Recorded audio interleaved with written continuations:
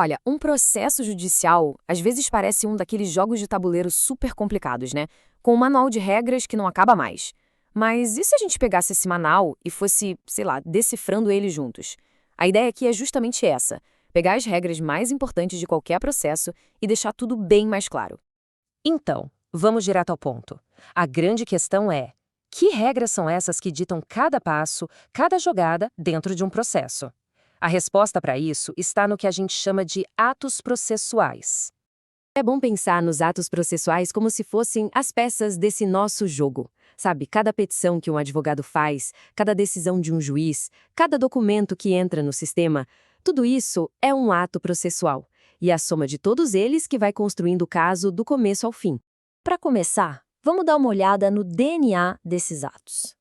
Quais são as regras mais básicas, aquelas que valem para absolutamente tudo que acontece num processo? Primeiro de tudo, a regra de ouro, o idioma. Tudo tem que ser em português, sem exceção. Tá lá no artigo 192. A parte boa é que o artigo 188 dá uma flexibilidade, sabe? A forma dos atos não precisa ser super engessada. O importante é que funcione. Agora, se aparecer um documento em outra língua, aí não tem conversa. Precisa de uma tradução juramentada para ter validade. Aqui a gente entra num ponto super importante: o equilíbrio entre ser transparente e proteger a privacidade. A regra geral, como diz o artigo 189, é que os processos são públicos. Qualquer pessoa pode consultar. Só que existem exceções. E essas exceções são os casos que correm em segredo de justiça. E quando que isso acontece? Bom, o mesmo artigo 189 explica. O segredo de justiça é para situações mais delicadas, que mexem muito com a vida pessoal, coisas como divórcio, guarda de filhos, ou quando o processo tem dados que a Constituição protege, como a intimidade. O foco é sempre proteger as pessoas envolvidas. Então, no fim das contas, é isso. A lei tenta criar uma balança entre o direito que a sociedade tem de fiscalizar a justiça e o direito que cada um tem à sua privacidade. É uma linha tênue, mas fundamental. Beleza, agora vamos para o nosso segundo tópico e ver como a tecnologia simplesmente virou esse tabuleiro de cabeça para baixo. A era dos processos de papel, cheios de carimbos, está ficando para trás. E olha, isso não é só uma modinha não. Tá na lei. O artigo 193 é claríssimo. A justiça pode e deve funcionar de forma eletrônica. Uma frase curta, mas que muda absolutamente tudo. Isso quer dizer que o ciclo de vida inteiro de um ato processual pode ser online, da criação do documento, passando pela comunicação entre as partes, até o armazenamento e a validação final, tudo sem precisar de uma única folha de papel. A agilidade é outra. E a lei se preocupa em garantir que essa mudança seja segura e, principalmente, acessível. O artigo 198, por exemplo, diz que os tribunais têm que oferecer computadores para quem não tem. O 205 dá validade jurídica para as assinaturas eletrônicas.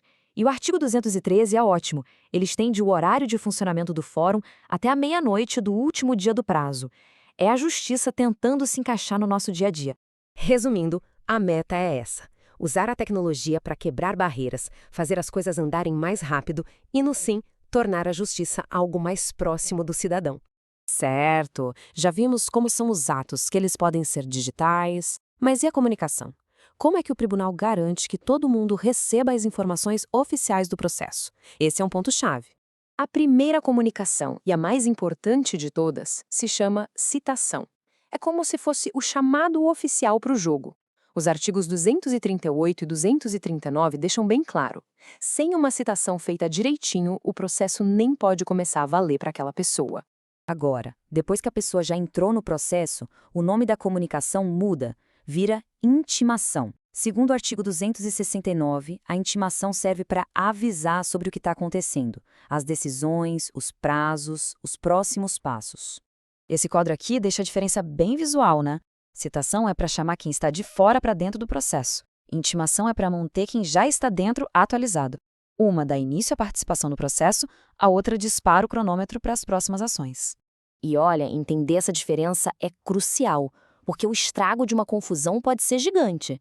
Perder o prazo de uma intimação já é ruim. Agora, ignorar uma citação é muito pior. Pode levar à perda do processo por revelia, que é quando a justiça entende que a pessoa simplesmente abriu mão de se defender. E isso nos traz direto para a nossa última parte. E talvez a regra mais implacável desse jogo: a corrida contra o tempo. No mundo do direito, o tempo não é só importante, ele é praticamente tudo. Cada movimento tem um tempo certo para acontecer. Esse tempo é o prazo. E o artigo 223 não dá margem para dúvida. Perdeu o prazo, já era. O direito de fazer aquele ato simplesmente se extingue. O nome técnico para isso é preclusão. E se tem um número para guardar na cabeça sobre prazos, é este aqui, 219. O artigo 219 do Código de Processo Civil. Ele traz a regra mais fundamental de todas sobre como contar esse tempo. E a regra é surpreendentemente direta. O artigo 219 diz que, para prazos contados em dias, a gente só leva em conta os dias úteis. Simples assim. Sábados, domingos e feriados, eles ficam de fora da contagem. Isso dá um respiro, né? Um tempo a mais para todo mundo se organizar. O ponto central aqui é que prazo é coisa séria. É o que dá ritmo ao processo e impede que ele se arraste para uma eternidade. Saber contar os prazos direitinho não é só um detalhe, é a base para conseguir se defender e proteger os próprios direitos. Essa frase, que vem direto da lógica do artigo 223, resume tudo. O relógio da justiça não espera. Quando o tempo acaba, a chance de agir acaba junto, não tem volta. E é isso, passamos pelas regras do jogo, os atos, a publicidade, a era digital e, claro, os prazos. Mas fica a reflexão. Com a tecnologia acelerando tudo, será que esse conjunto de regras, as antigas e as novas, está de fato construindo um sistema mais justo e equilibrado para todo mundo? É uma boa pergunta para a gente continuar pensando.